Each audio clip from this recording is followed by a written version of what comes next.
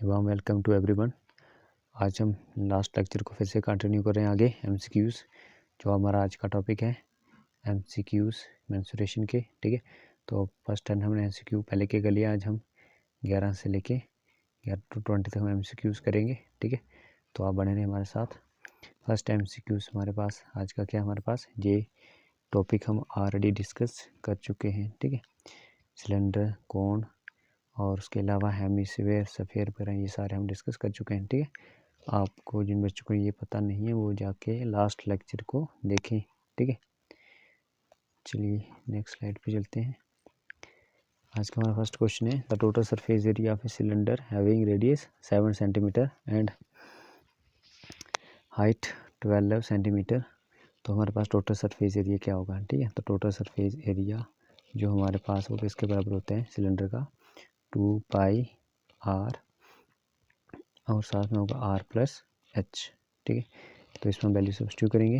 2 पाई की वैल्यू हमारे पास रहेगी 2 divided by 7 multiply by r. R हमारे पास है 7 और आर 7 प्लस एच हमारे पास है 14 को ऐड करेंगे। ये 7 से ये 7 कैंसिल, ये 2 और 22 को डबल करेंगे तो हमारे पास आएगा 44। 44 को मल्टीप्लाई करेंगे, यहाँ से ये 14 प्लस 7 होगा 21। ठीक है, इसको मल्टीप्लाई करेंगे तो हमारे पास देखो क्या आएगा, इसको मल्टीप्लाई करेंगे तो हमारे पास आएगा, ठीक है, 924। ठीक है, 924। आप उसको अलग कलर से देखिए, चेक कर सकते हो। ठीक है, यहाँ पे मैंने लिखा 44 और 21। ठीक, ये आएगा 4 इसका यहाँ से आएगा 8, इसका हमारे पास आएगा 4 और 8 और 12 हम यहाँ पे लिखेंगे। ठीक है, हम भाई इसको एक छोड़ के यहाँ पे 2 आएगा, यहाँ पे 1 आएगा, कहाँ चलेगा।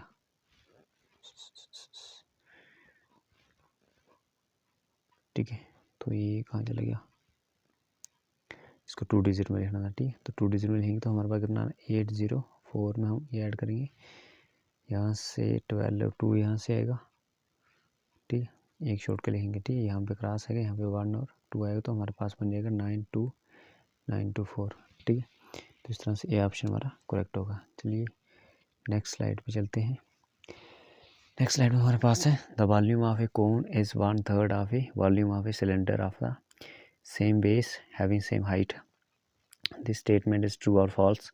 तो ये हमने लास्ट टाइम जो हमने इनके बाई ग्राफिकली प्रूव किए थे फॉर्मूलेस, वहाँ से हम कर सकते हैं। ये हमारे पास कोन है। ठीक है, 3 कोन को मिलाने पे हमारे पास क्या बनता है, एक हमारे पास सिलेंडर बनता है। ठीक है, तो इस तरह से ये 3 कोन को अगर हम भरेंगे तो भर के एक हमारे पास सिलेंडर ये बनेगा। ठीक है, अगर हम इसको मेजर भी करें। ठीक है, तो इसके मैंने क्या बोला है, बोल रहा है जो कोन है वो 1/3 है क्या, एक वॉल्यूम ऑफ सिलेंडर का, तो राइट, इस तरह से इसका करेक्ट स्टेटमेंट है, तो उसका ऑप्शन नंबर 1 आएगा, ट्रू आएगा। ठीक है,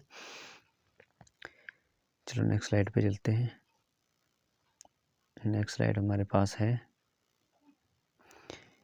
इसमें हमें क्या करना है, नेक्स्ट क्वेश्चन हमारे पास है the volume of A hemisphere is half that of A sphere of same radius. ये हमारे पास अगर कोई एक हेमिस्फीयर हो, ठीक है, स्फीयर हो, उसका आधा हमारे पास ये क्या होगा, हेमिस्फीयर होगा। तो हेमिस्फीयर हमेशा क्या होगा, स्फीयर का हाफ ही होगा। ठीक है, टोटली उतना ही वॉल्यूम, आधा वॉल्यूम लेगा। तो इस तरह से ये स्टेटमेंट हमारे पास के ट्रू है। ठीक है, चलते हैं नेक्स्ट क्वेश्चन की तरफ। नेक्स्ट क्वेश्चन हमारे पास है the height of a cone is 24 centimeter and its base radius is 7 centimeter, then its slant height क्या होगी कोन की। ठीक है, तो ये मैं आपके सामने एक कोन बना देते हैं। जी हमने बना लिया एक कोन।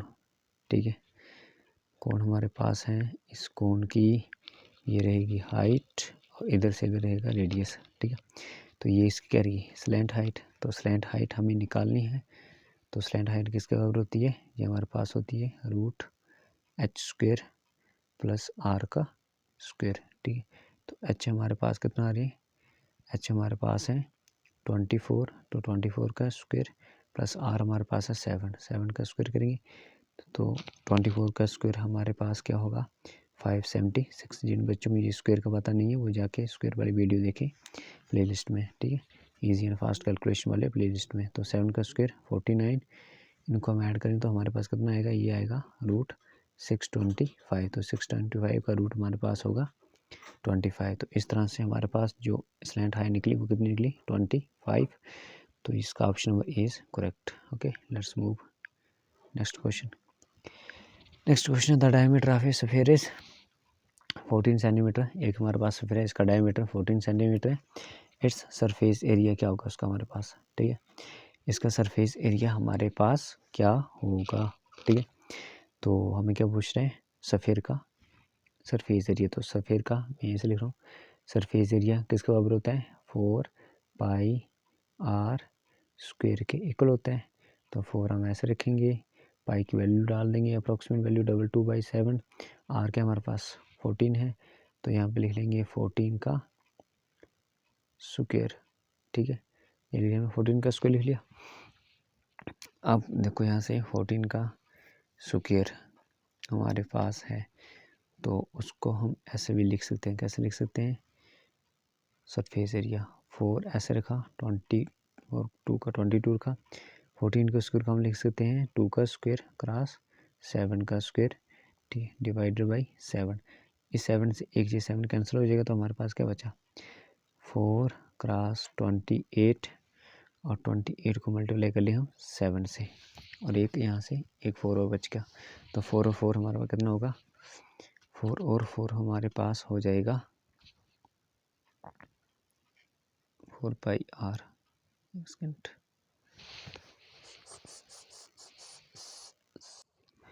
इसके साथ हमारे पास यहाँ पे आएगा 4 का 2 का स्क्वायर भी 4 होगा, तो 4 और 4 हमारे पास 16। इसको मल्टीप्लाई करेंगे तो हमारे पास क्या आएगा, ये आपके कमेंट बॉक्स में छोड़ देते हैं हम, 16 क्रॉस 22 क्रॉस 7। इसको अपना मल्टीप्लाई करके इसका आंसर फाइंड करना है, ठीक है। चलिए नेक्स्ट स्लाइड पे चलते हैं। नेक्स्ट स्लाइड हमारे पास है, the curved surface area of a cone is pi r, l है हमारे पास। नेक्स्ट बोल रहा है if the radius of its radius is double, बोला है इसका रेडियस क्या होगा अगर डबल होगा एंड हाइट रिमेन सेम रहेगी, then the curved surface area क्या बन जाएगा इसका हमारे पास, ठीक है। तो हम से बोल सकते हैं कर्व्ड सरफेस एरिया जो हमारे पास कोन का होगा वो हमेशा डायरेक्टली प्रोपोर्शनल होगा किसके, आर के डायरेक्टली प्रोपोर्शनल होगा। यहाँ से बोल रहा है इफ़ अगर क्या हमारे पास अगर आर डबल है, ठीक है, अगर आर हमारे पास क्या है, अगर आर डबल है और उसका रेडियस डबल होगा, तो देन उसका क्या होगा, कर्व्ड सरफेस एरिया भी क्या हो जाएगा, उसका डबल हो जाएगा, ठीक है, क्या होगा डबल हो जाएगा, उस कर्व्ड सरफेस एरिया भी डबल होगा। तो इस तरह से इसका ये ऑप्शन इज करेक्ट होगा, ठीक है। नेक्स्ट स्लाइड में क्या क्वेश्चन है हमारे पास, ए कोन एंड ए सिलेंडर। बोल रहे हैं कोन और सिलेंडर हमारे पास क्या है, भी सेम बेस है दोनों का, सेम बेस मतलब रेडियस सेम है दोनों का और हाइट भी दोनों की सेम है, एक कोन और सिलेंडर की। देन देयर वॉल्यूम के लिए रेशियो क्या होगी, ठीक है। देखो अभी हमने पढ़ा 3 कोन को मिला के एक सिलेंडर बनता है, तो वही इसकी रेशियो बन जाएगी, ठीक है। डायरेक्टली बोल सकते हैं 1:3, ठीक है। अदरवाइज अगर हम लिखें भी इसका तो वॉल्यूम का क्या आएगा हमारे पास, तो 1/3 पाई आर एच होता है, और नीचे अगर हम लें सिलेंडर का क्या होता है पाई आर एच होता है हमारे पास, ठीक है। तो पाई आर एच ये सारा कैंसिल, तो क्या बचेगा यहाँ से 1/3 बचेगा, इसको हम लिख देंगे 1:3 लेंगे, ठीक है। तो इस तरह से हमारे पास इसकी रेशो आएगी 1:3। डन है।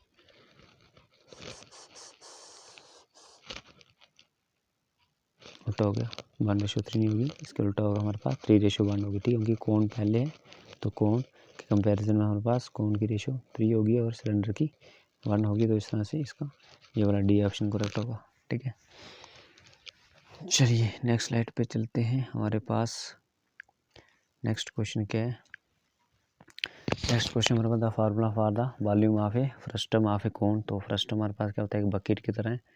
ये हमारे पास इस तरह से देखो बकेट होती है, ये इसका बेस होगा, ये इसका ऊपर से यहाँ से होगी, ठीक है।